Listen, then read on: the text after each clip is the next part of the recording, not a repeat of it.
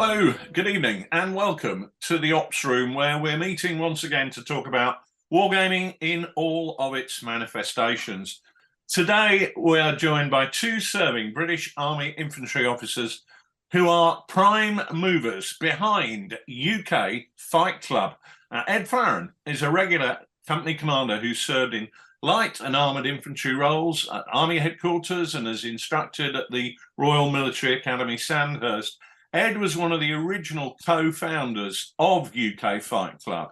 Charlie Bradbury is a reservist platoon commander whose civilian career is as a consultant specialising in risk, strategy and transformation. Charlie was an early convert to UK Fight Club, and his efforts have led to the adoption of wargaming in his battalion and brigade. Now, UK Fight Club is not an official wing of the military, but builds itself as a wargaming experimentation group, learning to fight across all domains of conflict and competition. It's used commercial wargaming products for military purposes, advertise itself as being about sharpening the mind as well as the body, learning through failure, seeking to change culture for the better. This isn't about playing the game, it's about changing the game. In war, we must think smarter, decide better, and act faster than any of our adversaries. These are just two quotes from their YouTube videos, which are tremendously interesting, guys. One would like to think that the military would see the benefits of wargaming, but in truth, there has been and still is significant pushback and resistance to the idea, the nerd night connotations, along with a feeling that this is not what grown men should be doing, means selling wargaming to the military is not as simple as it sounds. Gentlemen, welcome to the Ops Room. Ed, let me turn to you first. I think it's important to stress that both of you are here as individuals rather than representatives of the military or the Ministry of Defence. Yeah, hi Richard, hi Nick. So before I start, I just want to put it out there that the views expressed by myself and Charlie today are ours alone and do not represent the official position of the Army or MOD. Yeah, I think that's important, and I think that's a key message to get out there. But let's talk about wargaming. Let's talk about wargaming in the military. You'd think, in view of the history that the wargaming has, going all the way back to the 1820s and the Prussian army, and the way that wargaming was seen as being a key foundation to its successes in the wars of the 19th century and 20th century, you'd think that the military would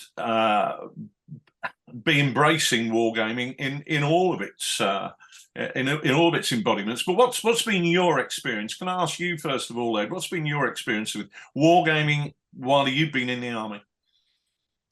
Thanks, Richard. So I think it's key to stress that a lot of what I say might be covered in your first episode, one, which you did with Tom Egan. So yeah, the military uses a form of wargaming known as course of action wargaming as part of its formal planning process, which we call the 7 questions. Other nations call it other things, which does fit in the bracket of wargaming, but is very much a sort of pale comparison to all the other varieties that are out there.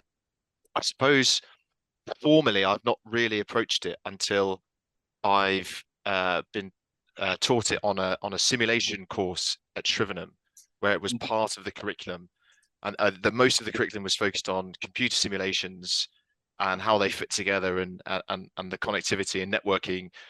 But as an aside, the analog aspect, so physical counters, maps and tables, effectively the precursor to the computer, was also touched upon.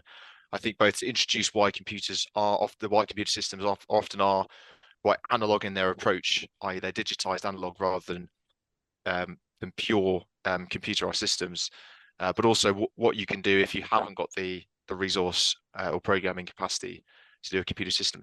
That's really been the only formal time that I personally have experienced it.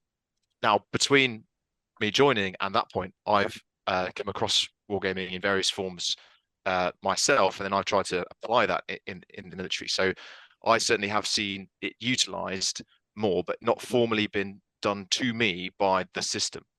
So I think one of the things that's interesting about UK Fight Club is that it's it's almost a bottom-up introduction of wargaming into the military, rather than being something that's being embraced at the top and consequently rolled out in any official fashion. UK Fight Club seems to have taken the bull by the horns and decided that it's going to try and do something about it and show what wargaming can bring to the party. So tell me, you were one of the founder members, UK Fight Club. Tell us about why you formed it and what it's done. So I'm absolutely a co-founder, but the founding father, quite literally, is an American colonel, Arnel David, who's currently back in the US, hopefully to return to Europe on a subsequent posting. And essentially, he did a very old-fashioned recruitment technique, which is to put a poster or a flyer, as he would call it, in the gents' toilets in Andover, in the army officers' mess in Andover, and effectively sort of like-minded disruptors apply within. And so we got talking, and I gave him my background. He thought I was a prime candidate to sort of come on board in the inner circle. And then we quite quickly got into other like-minded people who have had similar backgrounds. And I think when we first started it, we didn't really have an idea of where it was going to go. It was more about just starting something. Like all type A military officers, the important thing is just to start moving forward in a direction, and then you can adjust. Whereas if you sort of sit around and talk too long, it just sort of withers and dies and loses interest. So we started off by just trying to do some very informal gaming and get people on board. And then I think the ideas sort of came from there. So a bit like a sort of club that meets on a Tuesday. Once you've met, you can start talking about what you want to do, the outings you want to do, and all the rest of it, and trying to get resource therein. So there wasn't really a plan per se at the start to overhaul defense, and certainly I don't want this to come across as sort of as a massive critique of defense's wargaming efforts or the army's wargaming efforts. Just that we saw a gap in the market, and to use a private sector analogy, and we wanted to get there in. Charlie, what was your introduction to UK Fight Club? So I guess my career was rather enlightened in terms of wargaming. That shortly after commissioning in February 2020, I got invited on a 4 Brigade Camley Kriegspiel teach.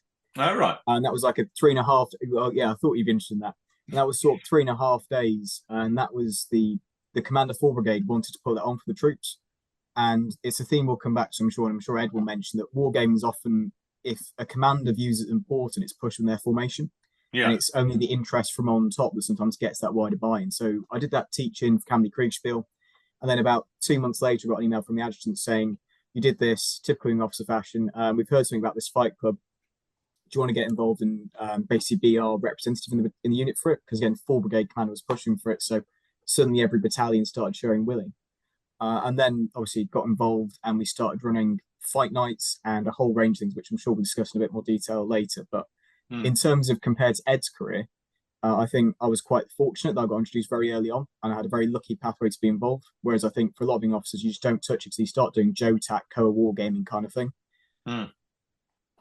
And Charlie, what do you think it was that that made the brigade commander say we're going to do this? What had tickled his fancy to try it? Do you know?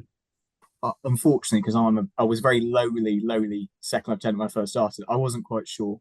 But what the impression from the week was, which I'm sure Ed will give you some detail in a moment, but the impression we got as participants was this is the lowest cost way of supporting your decision making as a commander that we can run. You only need your mapping, your OSW, etc. You don't get any expensive products.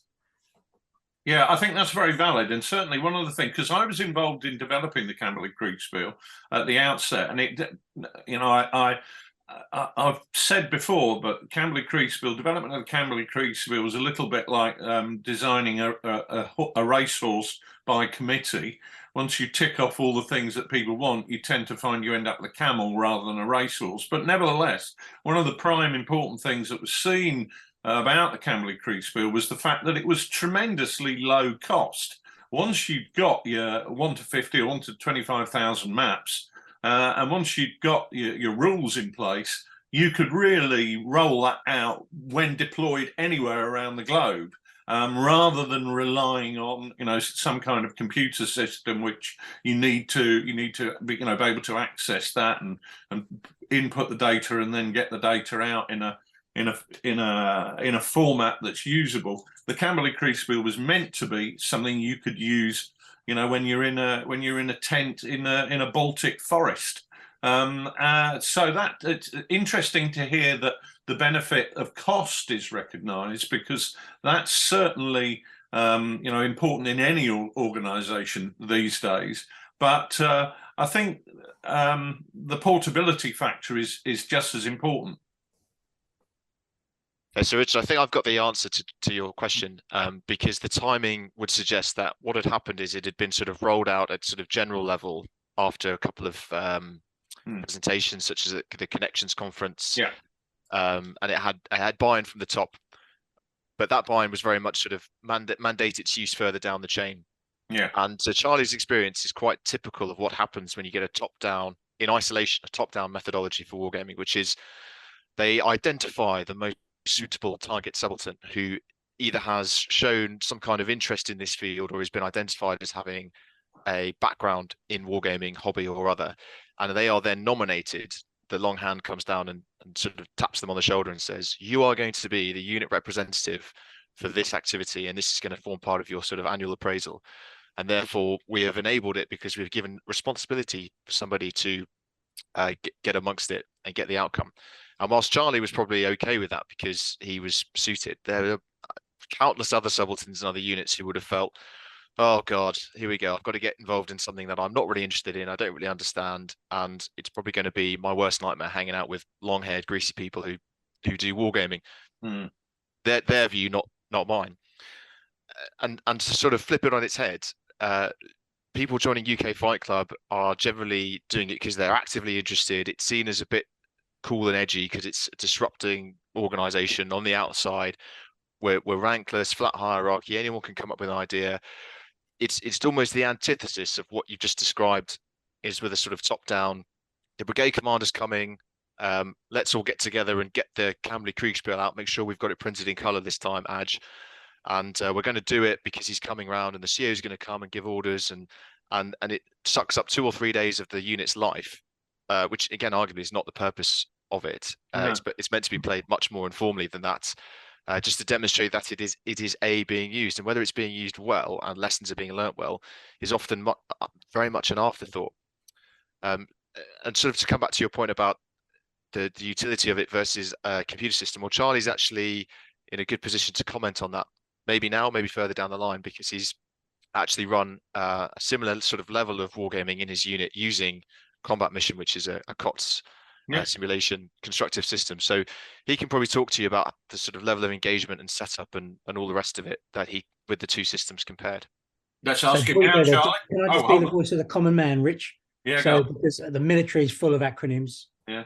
Okay. So you have to tell us what a COTS system is for those of us who are listening who don't speak the military lingo. Sure. It's actually not military so much as just a procurement term, which is commercial off the shelf. So if you walk into any store and it's on the shelf, you buy it.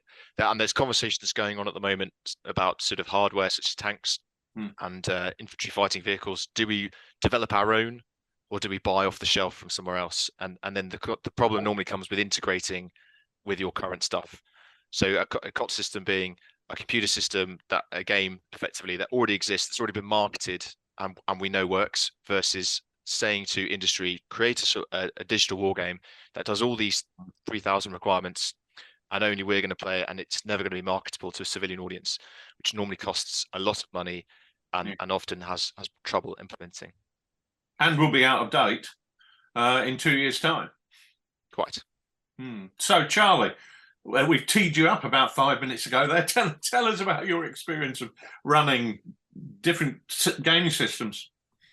So I'll just pick up one of Ed's points first. I think it's really, really important for this, and hopefully you gents will agree. And it's about having the right people invested. And I think the reserve is fortunate in a way because we have a much broader spectrum of society in a lot of ways. And you've got people who, you might be a Kingsman or like a private soldier, but in your day job, we've got people who like from marketing companies. We've got a real broad spectrum of expertise there.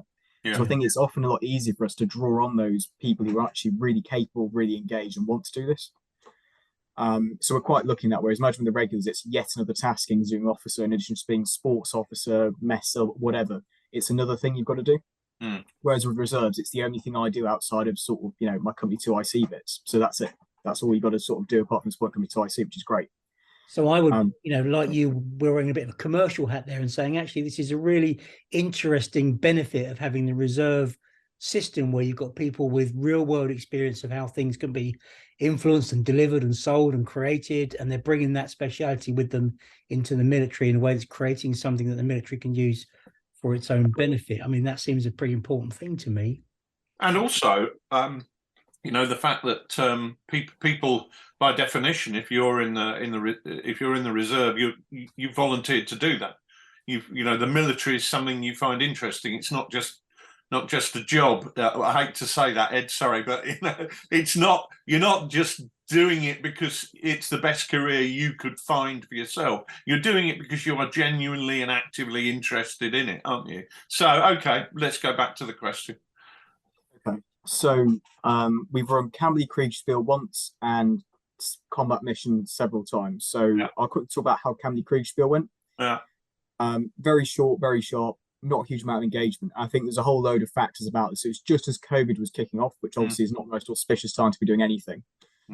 I also think that the way the Camberley Kriegspiel was taught to us is you had a separation. So you had some of us went up to go and be participants, normally junior officers. Yeah. Then you had two majors who became umpires, and they were often a separate thing. And then we came back together to do one or two teach-ins, which on the one hand is great. It's great if you need to run in unit. You've got the umpires, you've got people who've played the game before. The disadvantage of this was really obvious to begin with, is we hadn't actually experienced playing the game aside from in the very set piece teach sessions. Yeah. So we actually started playing it against people, who hadn't been briefed. You're going to do blue force this, red force this. There was a lot of questions where the umpires had to pause a lot of the time to go and look at the rules. There was a lot of back and forth and discussion between the umpires about what should be allowed, what shouldn't be allowed. Yeah. And I think it links with the wide thing about the Camberley Kriegspiel, from my perspective, is the rules are really important, but not many people actually understand them, and because they don't do it enough to actually know the rules in depth to be able to run it fluidly. And that lack of fluidity was key. Yeah. Can I just say that I'm intrigued to hear the way you're saying about how it was run, because the perception was that it was actually a game that was going to be played by battalion commanders or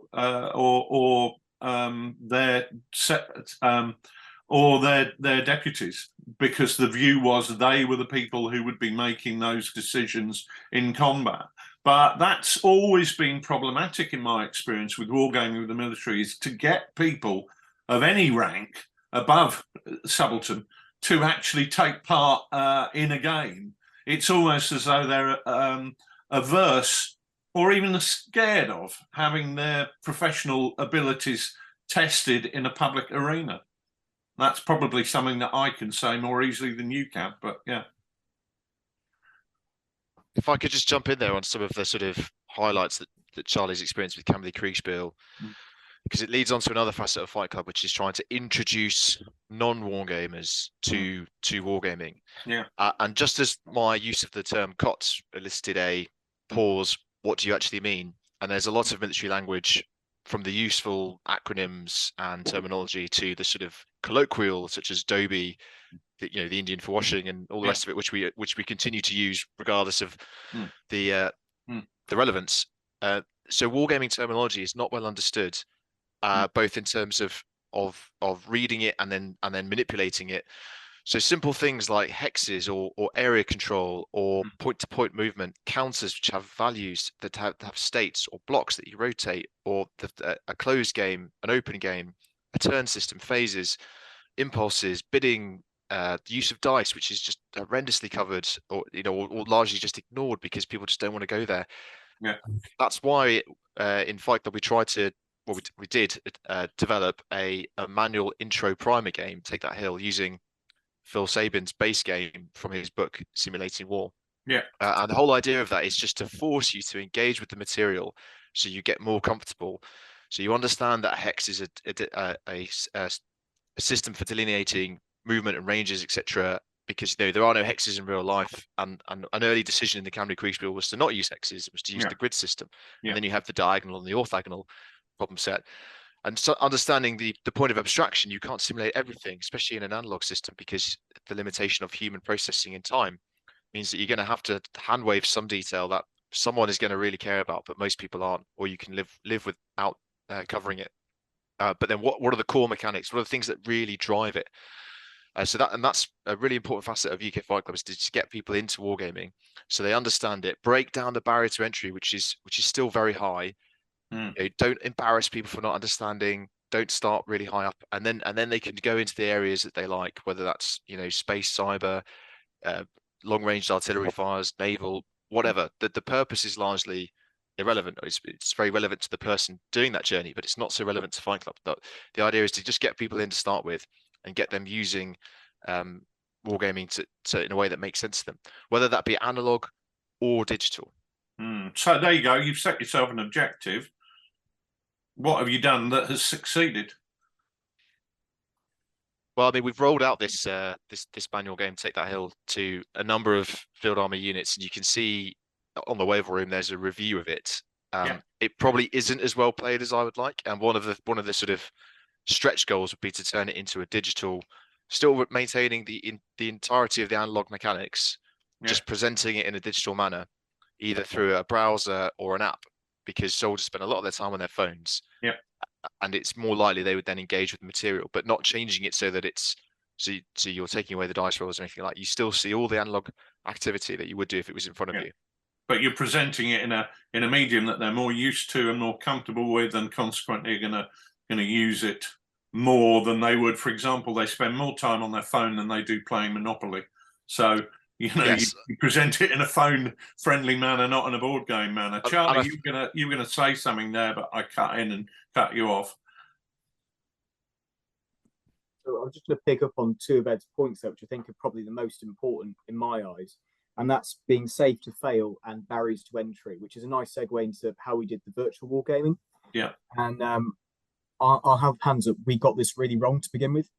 So the first time we ran this was the CO wanted 3 companies doing the same mission, which was to take Dixie's Corner, which anyone who's been there, it's a horrible way going up the travelator to get there. And it was effectively a competition between 3 company groups as to how they could plan and execute that.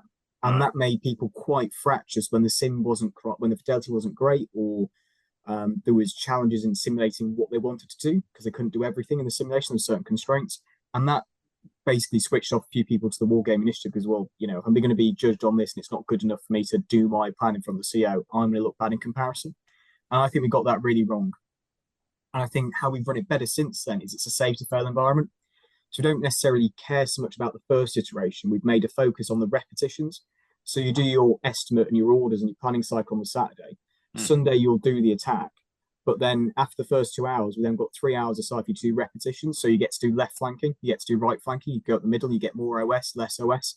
And that's more the learning piece then, is how you could adapt to the plan. Rather than pass or fail, your first attack's gone awfully, we're going to show this in front of everyone and you're going to get debriefed by the CO as to why your plan's bad, because that makes no one want to play. Okay, so how do you actually play this game through? Explain to me where it's done physically. What does it look like? How do you manage it? So I think conveniently we have a Fight Club video we can give you to share with your audience afterwards. But in effect, this is a 1v1 computer simulation, and it can be either real time or turn based. And this links to the barrier to entry thing. Is what we got right, which I think was a really important decision early on, is we trained up loads of private soldiers and junior NCOs as controllers.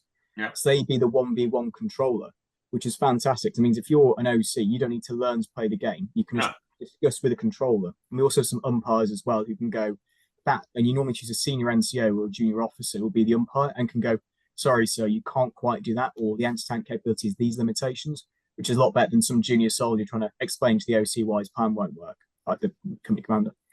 So in terms of barriers to entry, you can negate that through planning and having the right controls and enablers in place. And how we run it is get there Friday night. So reserves we do weekends. So Tuesday night, as a company commander, you'll receive your orders from the CO. On Friday night, you'll do your back brief to the CO, and you will deliver your orders first thing Saturday morning. You'll then, the platoon commanders or the company, depending on what's going on, will do their planning cycle on Saturday, and then deliver orders Saturday night or first thing Sunday morning. There's normally a sort of social or a mess function Saturday night. We had Jim Storr come and do a talk on last weekend, which was great, and he was a great contrarian speaker about why we shouldn't do the estimate, how we do it. And then Sunday we do the execute, and this generally looks like the CO will do a brief at the start and explain about why it's about learning, which I think is really important that they set the tone. and then we'll do the attack in slow time. So everything from getting to the FUP through to actually clearing the objective and so on. And each company might be doing sequential. So A company might be seizing a bridge, then B company's going to echelon through, whatever it is. We do the whole thing complete. We then pause, have hasty after action review. We can go through the footage, which we've recorded from the game as we go through. Yeah. And then we do repeats. So A company, you get to then try left flanking or right flanking. You get to try different OS, and you have 2 hours at least to go through those repetitions and learn from your mistakes. And then we have a final after action review. And the discussion then is not how well did your attack go first time, it's what have you learned from this? And particularly as a young platoon commander, you actually get to see battle group assets I'll never touch as a reservist. So how much of an impact did 81 have? Or how much of a difference did having, UAS have? That's really, really vital as well. And I'll stop in a moment. But I think, particularly from a reserve perspective, we don't get to see a lot of these assets. So actually seeing how an anti-tank platoon functions is massively important, because I'll never touch Jav unless things go, really sideways. And that's not really the first time you want to be learning how to use it, is an Estonian woodblock. Yeah. Other countries are available. Yeah. Okay. To what extent, though, and Charlie, you say you're seeing them in action. To what extent are you actually doing that? Because you're seeing somebody's seeing a digitalized version of what that platoon is doing on the screen, I guess. So how just tell us through then how you're seeing that platoon in action. How do you know? It's got to be plausible, right? Therefore, what the system is doing. Is this why the digital version is seen as an improvement? Just can you put a few more words behind that for us? I think that's a really good point. So I think one of the things that can be Kriegspiel, and correct me if I'm wrong here, is you often roll the dice to figure out the impact of you roll the dice to see the effect. And when I first did it, I had a recce section, took out some T-72s just because they kept rolling really high, which, fair play to those blokes getting DCs, but in reality that wouldn't happen, or it'd be very unlikely to happen. So I think one of the things the digital version does well is it actually shows you visually the impact of mortars on a building or whatever the effect it's having. And that's a really good draw for junior officers and kingsmen, private soldiers and so on, because it shows them this is what a mortar looks like. This is how anti-tanks would fire and what it looks like. And it's not perfect, but it's good enough. I think the good enough is really important for a lot of these commercial off-the-shelf products, is they're good enough in terms of fidelity. They don't have to be perfect. They're just at the standard to show what we need. What they're doing in terms of game design is taking you further away from the metric. You don't see the metric. Ed, you're going to say something? Yeah, I just think because we're getting onto the sort of it's not real life kind of point, which is probably a point you hear a lot with wargaming in general, digital games in specifics, because the programmer had to come up with certain values for things, and are they right? Because who knows what the Chobham armor actually is, because he hasn't got the Chobham armor in his lab, so he's just had to come up with a statistic. And then you get things like game balance, where we'll make red and blues tanks roughly the same, because then it'll be fairer when they fight rather than an asymmetric advantage. So yes, there are issues with that, and the professional version, which has been through DSTL, is probably more true to life. But again, that becomes more important when you're doing analytical wargaming and you want to get really definitive answers, like, should we replace warrior with boxer? Yeah. And Charlie isn't looking at that. Charlie is trying to use it to sort of like, how do I select a good line of departure for an infantry dismounted attack, which is much less dependent on the statistics in the game and just more about the mind of the player.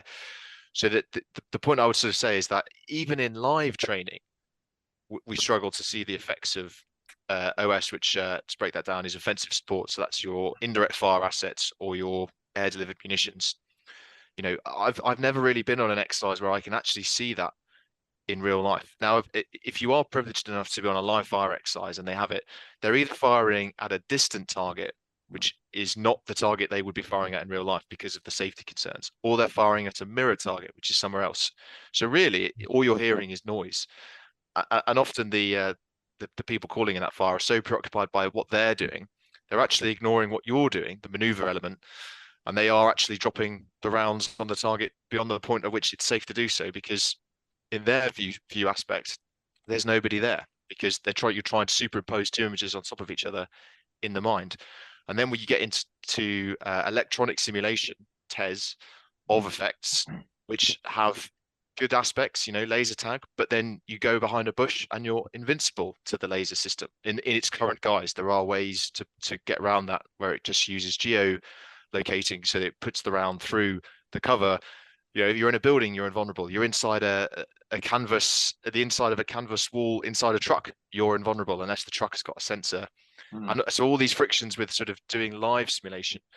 So no one really has the perfect answer to the reality other than going to Ukraine and getting a dose of it, which is not the best way to learn for an army that's not in war.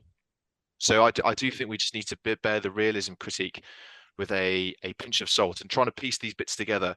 You know, take a bit of what combat mission is teaching us, take a bit of Kamli Kriegsspiel, take a bit of operational analysis and reports from Ukraine, stitch it all together, what's it telling us, and use some judgment rather than just saying we use this one system and this tells us this, because that is always the path to failure. But what it is giving you, though, is a sense of immersion in the game. Your game exercise simulation, whatever you want to call it, the plausibility and my ability to engage with it is really dependent on how immersed I can feel in it. So if the ability to see that anti-tank platoon in action helps me to immerse in it, then I'm going to feel that the experience is more valuable to me. And all the things that Charlie was saying a few minutes ago about, you know, the experience of umpires, you know, stopping to check the rules and about, you know, having to take pauses out, they all break that momentum and they all break into that immersion, don't they? And we see them a lot in our war games. You know, we often say when we're running participation games, we need to keep the energy going. We need to keep the timeline running. We need to keep it immersive for people. And you're kind of saying the same thing. And so all the things that are detracting from our own hobby games are also being played out in the military games as well. Richard? Yeah, I was just going to say it's very interesting what Charlie was saying about, rolling dice and that outcome's implausible. One of the things that I always say to people when they say to me, "Look, I'm going to run a game at a show or an event. What advice would you give me?" I say, for Christ's sake, don't let them see the bloody rules, because all you'll do is get questions about the rules. What you want to do is protect people from the rules.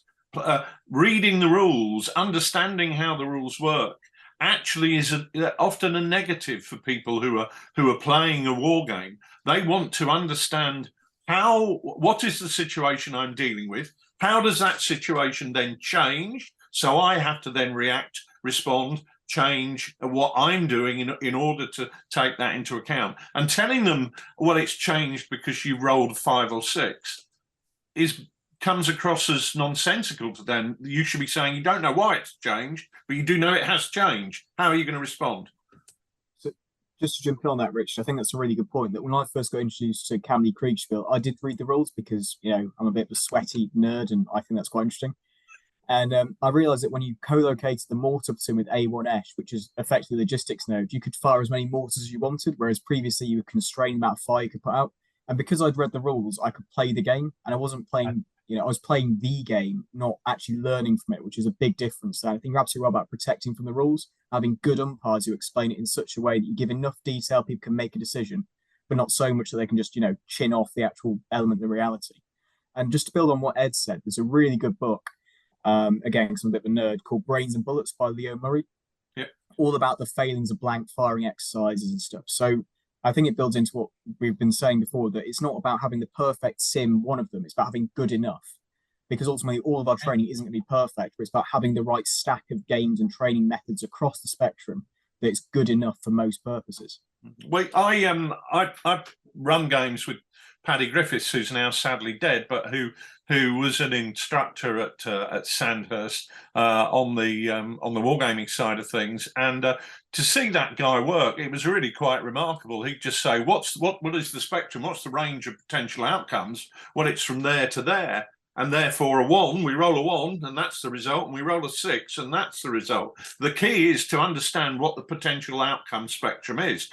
There's no good basing your calculations on that because these outcomes are implausible. It's getting the right spectrum of outcomes. But so we've talked a lot about some of the positive things about wargaming, but tell me about some of the pushback that you have had in military circles, and it'd be interesting to hear about what pushback, what negatives you've had, but also about how you can counter those, and how have you effectively been able to say to people, you're saying this, but yeah, I've trumped that, here's my answer. I don't know who wants to take that. Ed, you look most scared by that question. Let's go with you.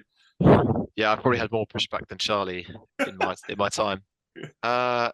Yeah, so there probably is the first thing is like the coolness, or rather should I say that the appearance that it's not cool, and they're going to get labeled as a nerd, etc. So Right. the first thing that often has to happen in that case is that somebody has to say it's okay to engage with this. Now, my experience of this has been that when I was the adjutant or as a major, I've been able to say it's okay to do this, and then I normally get the ridicule for the first couple of minutes, and then it's okay, and then we're doing it. Because someone with rank authority or who's but like to think is respected for all the other stuff they do, as said, it's okay to do this. So that's the first thing. And then you need to encourage, not criticize, sort of be there to hold their hand, but not run it, not just game for them. Not that you play the game and they just watch. So often I've actually started it by saying, asking somebody asks me what this is in my office, what this game is. I explain it to them, then we arrange to have a game. Then we set up to play a game. And someone else says, "What's that game?" Then I get out of my chair and I say, "You sit down." And then I just effectively talk them through it, start them off, and then I actually walk away and let them crack on, and don't feel like it's too much of a sort of appraisal moment where they get their performance is going to be assessed. And by that point, you've got two normally junior officers doing it, so then other junior officers see they're doing it and see that it doesn't actually look that bad, and there isn't a major sort of hanging over them, directing them what to do, or telling them they've done something wrong, and then quite often they're then choosing to play it again with somebody else at different time after that fact. But that's all very informal. Doing it formally, you kind of need to have a sort of education program which wargaming nests into, and wargaming should be a part, not the sole part, because then it starts to look like you're pushing your special interest. So again, when I was a adjutant, I ran a sort of junior officer development program, which had a lot of different features to it. And then I think I used wargaming once, and it was largely to do with a regimental battle honor, the Battle of Albahira, Napoleonic battle, and I effectively got Command and Colours Napoleonic.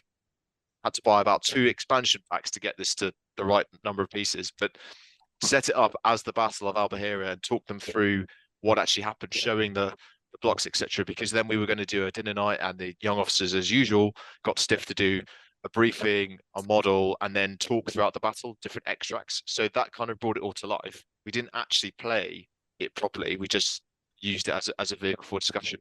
But every single regiment in the British Army's got Napoleonic history. So that is a really simple example of how to make it a bit more relevant, this sort of dusty battle honor that we have to do on a dinner night every year. Well, why don't you actually play it and understand what the sort of decision points were in that battle? And was it always a foregone conclusion that we were going to win glory and silver, or was it a damn near run thing? Yeah. It's interesting, isn't it? Because you're talking about how you make it infectious, how you create a tipping point. You start it off and somebody else joins in, and then somebody else comes along, and then next thing you know, they're showing it to someone else.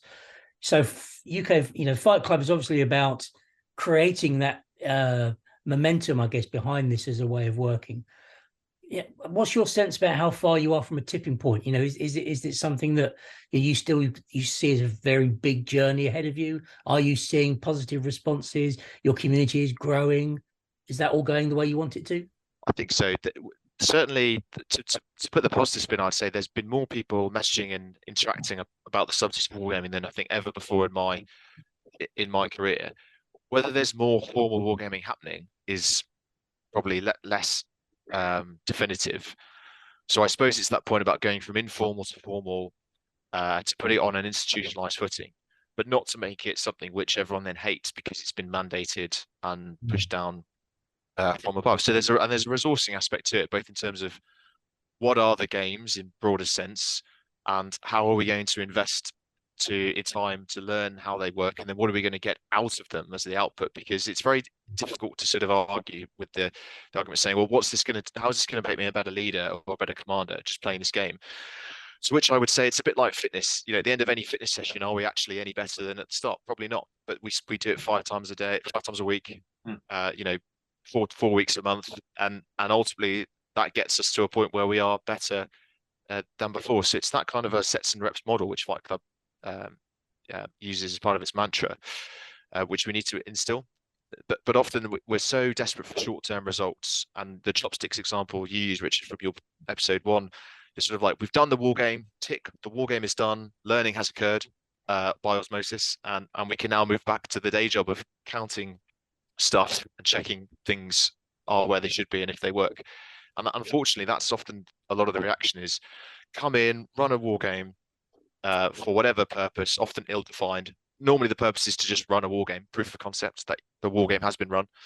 And then that's it, done. Rather than like, no, you need to be doing this every week in the same way that you sort of engender sort of the fitness and get out into the field culture. All this needs to happen so that then wargaming becomes business as usual, and we don't have a organization called UK Fight Club because everyone's doing it as part of their normal daily jogging. Yeah, I mean, you made the very good point a moment or two ago that if you go to the gym once, you won't be any fitter than you were when you started. But repetition is what builds muscle, it builds abilities, and that's the same with wargaming, isn't it? And it's as I quoted at the very outset, it was it's about learning through failure. It's about sharpening the mind as well as the body. Charlie, just to jump in on that, 2 points. Firstly, Jim Storr did a talk to Fight Club, which was really good, and one of his key points was about reps, and it's about how we don't actually practice making decisions enough. And that is a really useful thing in war games. You get reps in of actually making decisions. And as a reservist, I think this is really important because, again, I'm going to keep harping on this, but we don't get much training time. So as a platoon commander, I'll lead maybe 4 platoon attacks a year, maybe 5. Yeah. And that's me done. And then that's all I'll get to touch. And at the high levels, if you're a company commander, you get run out once every 3 years, once every 4 years on annual camp to actually command a company in the field on exercise for a week. Yep. Otherwise, you don't get to touch it. And let's be honest, those aren't enough repetitions. And you can have the discussion about, in terms of warfighting functions, what role commanders in the reserve will play and so on and so on. Mm. But the point being is there's a massive missing gap for command and control and for headquarters training in the Army Reserve. And this is part of the solution, not the whole solution, but part of the solution, just getting repetitions in. Mm. And I was really lucky, just to answer the previous question, but the previous CO was really keen on wargaming because it was seen to be important to the brigade commander. The new CO on the first event we ran of this had 9 or 10 boxes of Take That Hill, a Fight Club game, to present and give to everyone about. He said about this great thing called Fight Club UK, and he thinks it's really important we do more of this, and gave us all like a goodie bag of Fight Club UK stuff. So he was clearly friendly forces from the start, which was great. Yeah. It's interesting to show that he'd learned about the utility of wargaming from Fight Club UK and then seek to engender that in the battalion, which I think is fantastic. But also it's look at the draw with the personalities there. And you can't always rely on that. So it's how you maintain that when the personalities change, I think is a key challenge for us. That's a very good point, because I know when Camberley Kriegspiel was first being developed and actually then presented and then rolled out for units to try, the response was very much driven by who the colonel or half colonel commanding that unit, how he felt about wargaming. Some people, complete waste of time, it goes in the cupboard. Other people think it's best thing since sliced bread. Ed. Yeah, I've made comment on this before, that the British Army still has quite a feudal approach to commanding officers, and whilst that is good in a lot of ways because they are at the coalface, they understand the needs and demands on their unit, so they can make things happen in a way that makes the best sense. And the British Army has a long and storied history of local efficiency. However, there are some examples which just the mind absolutely boggles. And I think I gave you one on the phone about sort of dogs, whereas the Army has a policy on dogs. Some COs love dogs, really don't enforce the policy. That is wrong. Some CFOs, bitten as a child, I don't know, hate dogs, really stringent and make life really hard for dog owners, when we should just follow the policy, which is to allow dogs with certain mitigations and controls, etc. The same with wargaming. Why does it matter if the CO is in favour or not? The CO might be in favour or not of PT. The unit is still going to do PT. The CO might be in favour or not of going to the range. We're still going to go to the range because it's part of the thing. It becomes really infuriating that you see good examples where Clive or Gardner really into it, made it happen, but then for every one CO there is like that, there's 7, 8, 9, 10 who are like, not in my mess. This isn't what this isn't what my opinion of it is, or even if they don't stop it, their lack of support often then trickles down, and as Charlie said, leaders set the tone, and then the OCs aren't going to try it, and then the subalterns aren't going to try it, and then if you do, then you're at the outcast because you're the weirdo who's trying to do wargaming, and it's sort of doomed to failure. So never underestimate the power of the person at the top. It's interesting that this image of the wargaming weirdo is still seemingly so strong, because one of the changes that we've seen generally is that wargaming is sort of nerd cool. I mean, nobody's ever called me a nerd. I mean, you know, I've spent my life playing a lot of rugby and drinking a lot of beer, but you know, I accept the fact that, you know, the hobby has had its image issues, but that's from where we're standing. We're seeing that really change in terms of the way wargaming is perceived, and I think maybe that's because we've got a whole generation of people who grew up with Warhammer on their high street, and you know, to them it's just a hobby that people do, and that there's not that same stigma attached. But it sounds like that's something that's still very strong in the military. Yeah, it is. It is. But I have this saying now, this retort, because it happens so often. As I say, everyone's a nerd about something. So, you know, why not be a nerd about something that could be used for professional development? You've got people who are nerds about golf, about cycling and lycra, about going and doing ridiculous deadlifts in the gym, and everyone's allowed their own individuality. That's fine. But sort of, you know, there's definitely less useful things to be a nerd about than wargaming, especially if you are doing it in a professional manner, not just doing it for pure enjoyment. Yeah. Just one thing I think is really important, particularly in the military context of wargaming, though, because in my civvy side of life, you see like government departments doing war games, certain things. That's really useful. With the military, there's a legitimacy point. And one thing I think worked really well is before I sent a junior NCO card, basically private soldiers trying to get their first ride to Lance Corporal. The RSM, that the senior soldier in the battalion ran, some section attack practice using this in group discussions, and he stood up there at the start and was really honest and went, you know what, I've done X amount of op tools, and I never did this, and this is something I would have found really useful as a private soldier, and had how a section attack works, and just discuss it with my peers, because it's something I've never done. And that element of legitimacy was key, because me signing up there as, you know, basically a fetus would have no legitimacy doing that. I think within the military there's a particular cachet about being you know, having that rapport to do that. I don't know if you've experienced that, Ed. Yeah, I've got a great story on that, and it actually was the RSM as well who saw me using it. So to the two examples that I've sort of used it, 3 examples I've used combat mission in unit, and these are only quite minor compared to Charlie's efforts, where he sort of actually run full-on events. The first one was when we had potential officers come over, and they come over to an armored infantry battalion, and they'll only be there for like 48 hours, and they won't really see the armored aspect because the vehicles are in the sheds. I mean, they'll go and look at the vehicle, and they might go to the turret trainer, but there isn't an exercise for them to go on. And even if there was, there's a lot of safety concerns of putting them in or around that vehicle. So generally speaking, you're kind of selling them their sort of future at distance, which can be a problem. So I get combat mission up, and I put them effectively in the role. There's normally about 2 to 4 of them. So I put a platoon of armored infantry and warrior, and we do a quick attack, and I give them each a vehicle and say, that's yours, that's yours, that's yours. You're in charge. Unlucky Tarquin, that you're up. And, you know, tell me what you want to do. And they get really into it, and they see how quick an armored attack is versus a dismounted attack, where you walk into the woods and spend hours sort of coordinating where you're going to sneak up, and you just literally charge, get out and fire everything that you can from every system. And the officers seeing that were like, that's brilliant. Well, why aren't we using that more? Because that's more armored infantry activity than I've done in this entire month. I've done in this last hour and a half in the mess. The second was then to use it with my javelin section commanders to do a sighting exercise. So I didn't sort of design it. I just said, I'll do a sighting exercise. You, the javelin platoon command leadership, you tell me, you on this map, draw out where you want to do the sighting exercise. I'll build that map in the game. And then we'll load up and we'll just move around and effectively get into position and shoot at some T90s, etc. And so then loads of conversations about that on the efficacy of where they sighted, how they'd then get out of there when they got after they'd fired, which often none of them had thought about. So you know, so it was sort of like, great, you destroyed the tank, but you're probably dead.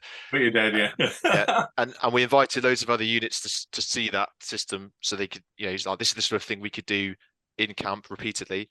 And I'm actually going to try and do that for having just been in the field with the anti-tankers and seen 2 engagements they did do on Salisbury Plain. We're going to build those again in the game to put them into to illuminate some of the decisions that went wrong in terms of their engagement, but do it in a more controlled, safe, chilled out environment than the stress they were under in the field when they were just trying to get out of there and they probably weren't learning. But the example most like Charlie's was that in Kosovo on our last deployment, we were running a pre-junior NCO Carder, and the RSM who'd seen me use this system in the anti-tank sense that I just mentioned, he saw that use and he said, can you do that for section and platoon attacks? And we'll get a junior officer to sort of talk it through and get them to sort of talk through the mechanics and just see it happen, because we didn't have any training estate. We were inside an American sort of airbase. So we were locked in. And the section attack example we did, walking down a road, 2 enemy in a sort of foxhole, one with an RPG, one with the RPG stands up, fires, doesn't hit mid the section, but hits close enough that a piece of fragmentation strikes the GPMG gunner, the most powerful weapon system in the section. He then goes down, and the sergeant says to me, who's there as sort of the senior NCO DS, and says, "Oh my God, this is now the hardest section attack I've ever seen or been part of." You know, because when we do it in the live, no one gets a casualty, or at least not at that point. You get it at the end. The enemy doesn't have an RPG. You know, you're not really in the killing area, and I thought that's a great illustration of how useful this system is to do. Now, to your point, Richard, you could do that with miniature wargame material on a tabletop, and that is the example that you probably heard from General Sharp when he was a subaltern doing that. So then there's nothing wrong with that. It's just more that the approachability of the digital system for today's audience is often seen as, and then you've got to paint the miniatures and all that, and they cost a lot more to set up. So intrinsically, no difference between the two. It's just that one is digitized and one is analog. And just to build on something Ed said there, which is really useful, again, for me as a young officer, which the digitized system gives you, is stuff like ground appreciation and intervisibility. With combat mission, you can actually see where line of sight is and where arcs would cover. So it sounds really bone, but just having the mapping of where you're going to, where you've just done an exercise and sitting, okay, so I sighted my defense, again, we don't really touch defense in reserves, which again, something we can practice here at low cost, but I didn't really understand forward and reverse slope positions. I know the 2 Mercy and PXR cover this in a load of detail as well, but just understanding the ground and like arcs and angles and line of sight and stuff that if you sat on top of a hill and you can see a hill somewhere else, you talk about the arcs and you don't actually know till you walk the ground. Whereas with this, you can actually look at it and understand those really key skills we don't really practice, particularly in the reserve, that you just don't really get time to practice an exercise either. You just got to sight yourself and hope for the best. I don't know if you've got anything to add on that, Ed, because I know you talked to Mercy. Just in the sense that what Charlie's saying is that you can use the war game to identify knowledge gaps to then do conventional teaching afterwards, or do a live exercise focus on afterwards. So again, it sits in a system from sort of crawl to sprint, somewhere in the middle. It doesn't replace. This is often what we get sort of criticism for, is like, we should be out in the field in the rain with the kit, under canvas. We don't want to be in this room with coffees, moving counters, miniatures, or digital pixel trooping. That's not what we're about. It's not. We're drawing false lessons. And you're like, okay, if I said we were going to do this instead of the exercise or the operation, you absolutely banged to rights. But I haven't said that. I've said let's do this before or after. So it works both ways. Let's blow out the cobwebs conceptually, often with only a small part of your force, the commanders, whilst the troops are doing hands-on training. And then after the exercise, you might identify some knowledge gaps that you want to then finesse, or a different course of action that you didn't take, or that you didn't deploy with all your forces. So let's put the ones that weren't there in the war game simulated. So that, and that's the sort of the idea that it's an adjunct to what we do already. It's not in place of. And there's so many reasons why we can't do field training as it is, and they're only getting worse from my perspective. So wargaming is absolutely primed, ready to go to fit into those slots. Unfortunately, the first thing that the sort of the naysayers say is like, it's either or, and it's not either or, it's and. All really valid. And what you said there reminded me of what Mike Peters was saying, Richard, in the previous ops stream, about how wargaming as a tool for appreciation of battlefield touring, for instance, is a really useful tool, a way of understanding the restrictions of the terrain on the action, and how the terrain dictates sometimes what unfolds and how it unfolds and what leaders and commanders can see. So there's kind of a real strong thread with that. for me, I wanted to ask you guys about something else as well, if I can, because I know time is getting on in our conversation, but I can't go away without asking you about this. You mentioned about, asymmetric fighting. So tabletop war gamers, typically, if I'm going to Richard's house to play a war game, we would fight a balanced scenario, wouldn't we? We'd fight, he'd probably be quite upset if I turned up with an armored brigade and he'd want a platoon on his side. But to what extent are you guys gaming asymmetric scenarios? To what extent do you even worry about that in your briefings? Or in fact, is it much more acceptable in your eyes that you do the asymmetric aspect of this? Charlie? So just jumping on this first, I'm sure Ed's got a lot more dits than me on this, but one which I think is really telling for us, particularly as light roll infantry, is once we got buy-in, we're on virtual line 8 now, but at the time it's sort of like the third or fourth one, we built it into the point where someone was going to lose. They were doing a block as a light roll company against against an armored infantry attack with armor support, and the idea was you would lose. And the point was to teach you that as light roll defense, we can't do this, and the limitations of what we can do. There was only like 4 bods left by the end of it, and they had actually put a block in that function. But the point of the lesson there was fires are really important, but also as a light roll, there are limitations to what we can do. Yep. And during the commander's back brief, the CO raised some really good points. Actually, probably said this mission's unworkable, and the OC didn't at the time. Right. And there's a whole load of teaching points there. Particularly, again, that losing, you learn far more from the loss than you did. If you win the attack, it's fine. Everything I did was right. Whereas learning from the loss was really important. Actually going, I made these mistakes, and these mistakes. And then when they ran again the next time, they did better, and so on and so on. But there's something really useful about losing and being comfortable with loss once people have, actually converted. Well, that we hear this all the time in war games where if we won, it's because something I did, but when I lose, it's because of other things that have all these externalities that affected me. So you're using it to scope out the limitations or areas of operation that you can actually handle. That's really quite interesting. Richard?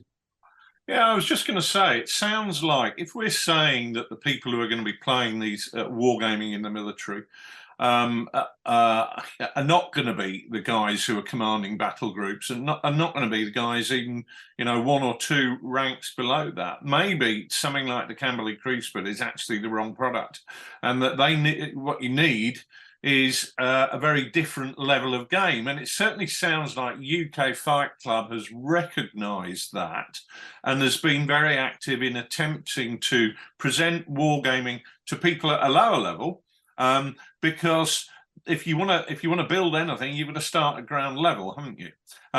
So I'm wondering, if people are serving in the military, how do they get in contact with you guys? How do they put their hand up and say, yeah, I like what I'm hearing here, let's get involved? So to give you, I'd like to return to some of your earlier points, but to just give you the answer on the last bit, we've got a website, ukfightclub.co.uk, and you can apply to join on there. We're also on Twitter, LinkedIn. Effectively just bombard us on social media, and we might take a bit of time, but we will get in touch. But please don't come expecting us to sort of turn up at your unit to run an event, because that isn't really what we're set up to do, because everything that anyone does in the network is done between the hours of 5 and 9 and competes with everything else that goes on in that space, family, other hobbies, sleep, etc. So it is a place to talk and discuss, and it might be possible to do that, but please don't come with that expectation, because that is off in its current format. We are not set up to do that. We would like to do that, but we aren't resourced at the moment to do that. Returning to your theme on sort of asymmetry. So I do have an issue often when I see miniature wargaming AARs, and it's like equal match forces in terms of points, etc. And I just think that is, if I planned an operation where we're going equal up, then something's gone wrong, unless it's unavoidable, Charlie's example, because I want to come with an advantage in some respect, whether that's timing, the axis of advance, the amount of fire support I've got, air, whatever it is. Okay, so creating that asymmetric advantage, and asymmetric often means 2 things in the military. The first is that one force is fighting conventionally, and another force is fighting unconventionally, and the boundaries between the two are getting increasingly blurred. And the second example of asymmetric is that some side has a definitive advantage, which normally in the sort of public space is defined as a technological advantage, such as the F-35 versus 5th generation fighter versus 3rd generation fighter. or night vision versus no night vision. And often that can be the case, but more often it's the human component, the thinking, the soft factors, the surprise, linking to the tactical psychology webinar we did, that gives you that edge. And to sort of nest it together, the Kamni Kriegspiel 1K sort of squares subunit kind of counters, which you formed with your combined arms team, smashing them together and comparing combat values and rolling dice. I think that it absolutely does work for this sort of battle group level. What you can then do in combat mission or another war game, analog war game further deeper down, is you can take the 2 squares that happens. You can make that your map effectively, and you can fight that out with the leaders who would actually have to fight that out. So you can go into the detail and see how you could try and outwit or outmaneuver the opponent with their forces there, because obviously at the Kamni Kriegspiel level, it's taking a sort of middle of the road approach, like on average you will lose against this, or on average you will win against this, when judicious use of terrain, the assets that you have, speed and aggression, that's when the sort of individual leadership component and tactical ability can come to the fore, which is where Charlie's kind of cohort earn their money, which in high level war games gets largely abstracted because we can't afford to involve them. Yeah. So I don't think the 2 systems are in competition. I think, as I say, don't get fixated on any one war game. Wargaming writ large is what we're about. And if I could get Charlie to comment on sort of how we used a very basic war game to introduce a bunch of civil servants, so not military at all, in their fast stream program. So they're sort of on the quick road to success, identified as prime movers, as you so kindly said of me and Charlie. And they actually organized a wargaming network without really having any understanding of wargaming, and they approached us and we put together an event, which I'll let Charlie speak to, using the wargame that we called Capitulate. Cheers, Ed. I mean, I'm going to fly straight back to you in a minute about the stack of war games. That's probably quite useful to talk about in a minute. So this was called Capitulate, and it's a game similar to Battleships, where you have the Authoritarian versus Freedonia, and it's effectively very, very light such information operations. And in between each turn, you position your key elements of infrastructure, so your missile silos, your government headquarters, etc. And then each team can launch strikes on the other, or terrorist attacks, or whatever your assets are. And again, it's asymmetric as a game by design. And there's also an information ops part where there's a Twitter feed, and you post tweets as either team as you go through, and the audience then votes as to whose narrative they believe. If you start using chemical weapons and everyone, shockingly, it's really hard to then create a convincing narrative for you being the good guys in that situation. And that was really good to run for a whole load of reasons, because they were non-specialists. It was a non-technical game as well, which is quite useful. It's facilitated by Ed, myself, and other people. But just, Ed, if you could explain the stacks, I'm conscious you saw more of it than me, about how all the games at each level move up from subunit to unit and so on, because there's a whole range there which can be applicable to every level. Yeah, so this is where Fight Club is sort of trying to merge different levels of war games for a more holistic output. So if I start at the very top of the sort of strategic, you can do a sort of grey zone matrix game facilitated by digital software, i.e. the fight before the fight, which increasingly in the modern day and age is actually the most important bit. So your disinformation, your secret moving of resources and assets to stage ahead of something, and your securing of allies and influence in the region. You can then jump into a large analog game system, such as the operational warfare system that the US Marine Corps, loads of counters, massive divisional core level stuff going on to start combat activities. And then within that, you might go, there's a bit here where we've got this brigade against this brigade or this element. And this is a really interesting facet, because either we didn't expect it to happen, or it's a critical event that we need to win. If we don't win, we're going to lose this.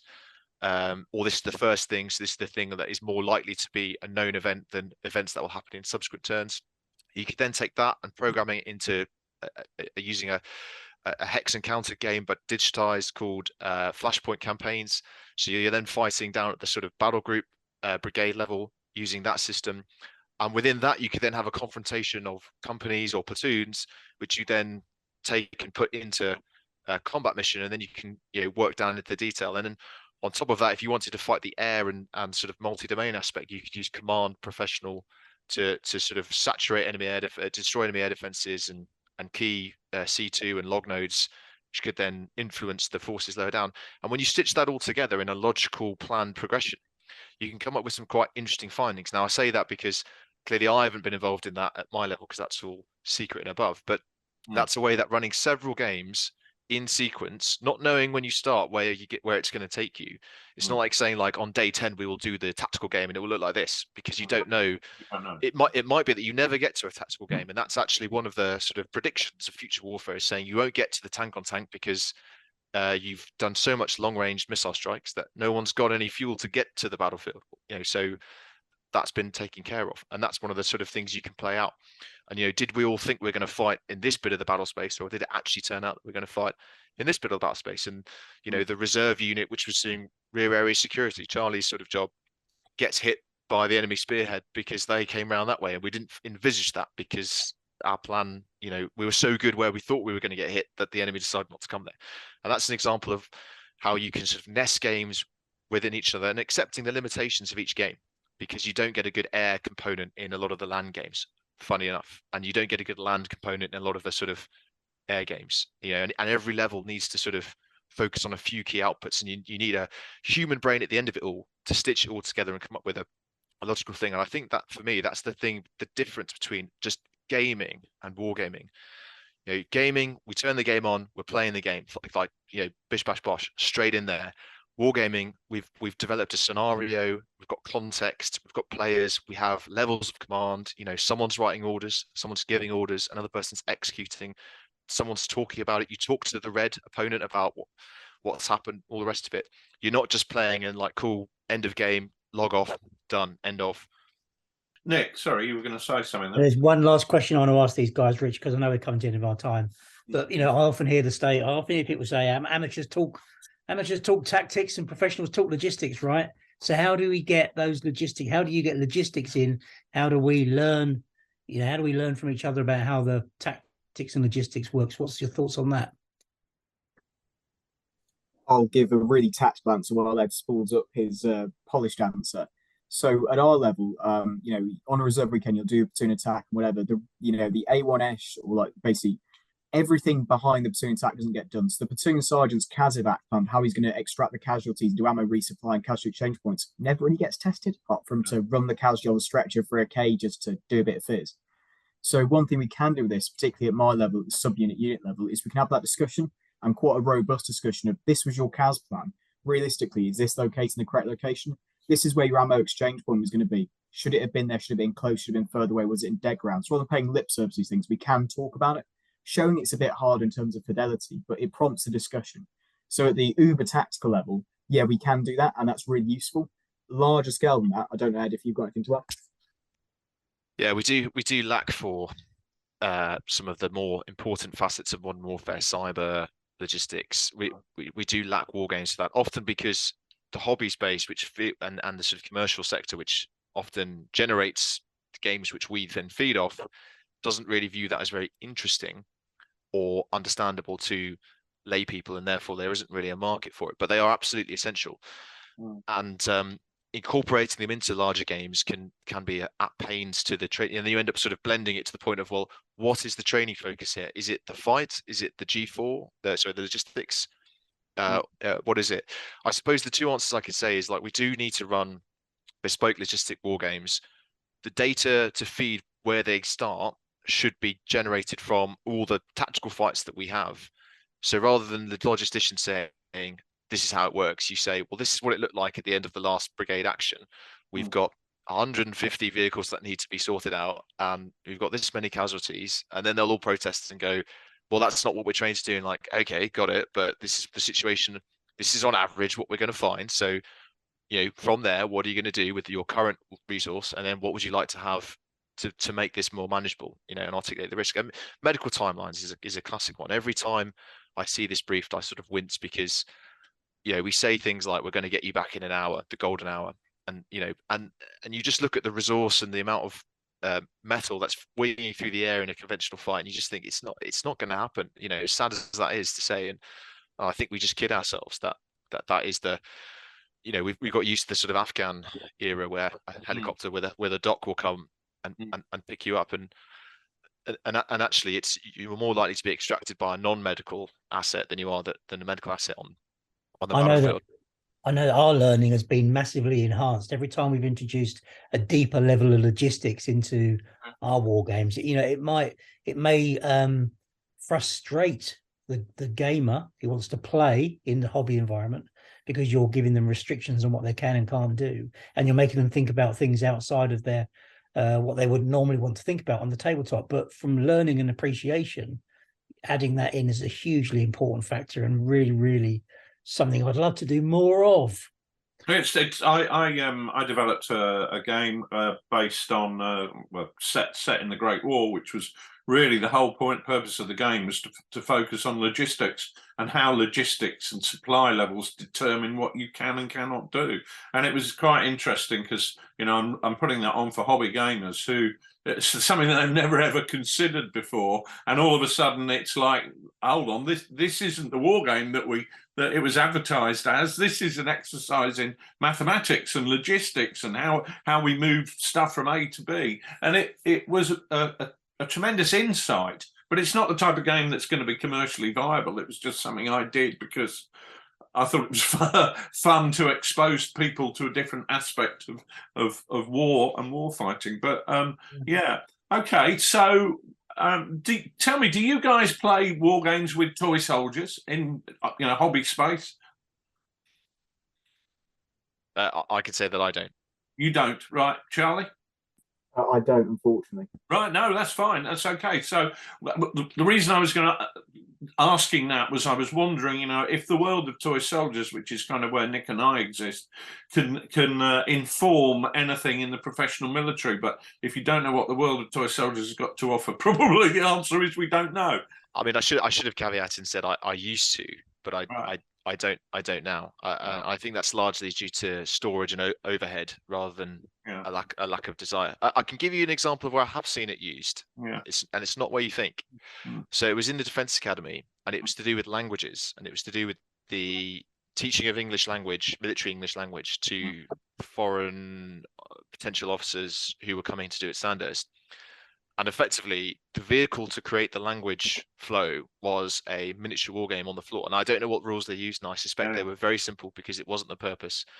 But effectively, the participants, who were mostly Arabic, had to then explain what they wanted their figures to do in English, and that was the and you were using terminology which was more appropriate. So rather than saying, "Good morning, dear sir, I would like to go to the bank," you're actually saying, "I want that fire team or that section to move down the road and take cover in that building." So the language you're getting after is actually more applicable to the job you're trying to do at Sandhurst, and the miniature war game was the hands-on method to do that, rather than just projecting on the screen, etc. So I thought it was brilliant. Again, on the fringes of the defence enterprise, wargaming exists, but nowhere was that happening in a mainstream infantry unit to improve a section commander's tactical ability. But it is quite a nice case study, isn't it? How you can use something like that to generate some sort of mental muscle memory, so that when the guy's in the situation for real, he can use that training to genuine effect. So it's kind of simple, but hopefully effective. What in wrapping up, because time's obviously precious for all of us, what is the next step for UK Fight Club, and what would enhance that? What input from outside would enhance that? So as the sort of co-founder on the call, I think I'm sort of required to give the answer on that. I would say we're reaching a point where we need more resource to actually get stuff out there. So we were very good in COVID because a lot more attention was online, etc. Our membership has only increased since then. We've now got sort of franchises or sort of chapters in various countries, and we're still doing this in the hobby space. So we have, and when I say money, I don't mean like I personally want money. I mean the organization needs money to offset people's costs to travel and run games or produce games, or to facilitate games, and just to get people together, because you're asking people to travel in a cost of living crisis from one end of the country to the other, to get a hotel overnight, to come to a wargaming event. Often then you need to print all the wargaming material or purchase the laptops or get the software. And this is all coming out of individuals' wallets. So establishing Fight Club as a community of interest companies, what we've done recently, and when we get sponsorship from largely wherever it comes, we're not particularly fussed on where we get sponsorship from, provided that we retain our freedom to act and we're not sort of doing it just for Ministry of Defence, for example. Then we can start doing more events, which often there's a purpose to the event, such as teach wargaming or explore this facet of wargaming or this problem set. But often it's more important just to get them network together, because 2 and 3 people have a conversation in the corner. They then decide to go and make a game or run a game or to link up other people that they know. And it really does supercharge activity. And it just means we can get more stuff done till we get to that tipping point that maybe you spoke earlier. And there's no shortage of demand for games, but there is a shortage of resource to both make the games and run the games. You know, a really sort of tangential point, I'm trying to develop the urban version of Take That Hill called Take That Street. And it's a sort of slow burn because the time I've got to do it. And then once the rules are done and all the rest of it, we then need to go and get it manufactured, which in the UK costs a lot of money, abroad costs less money, you know, and then get it shipped in and then distributed. And we could do that at scale, but we need money to do so. Well, let's hope that somebody out there is listening in MOD, in the military, and that they're listening to that cri de coeur, and that you find somebody who's going to back you. For now, thank you both very much for joining us in the Ops Room. It's been really interesting to hear what you're doing. As I said at the outset, the thing that really inspires me about it is the fact that you guys are taking this from the bottom and building up from there, and I think that's hopefully something that's going to pay dividends in terms of getting people now interested at junior levels who are going to continue with their career through the military and hopefully make wargaming become more on the radar. So that might be a vain hope, but we can at least start off from that premise. So thank you very much, gentlemen, for joining us, and we'll say goodnight there.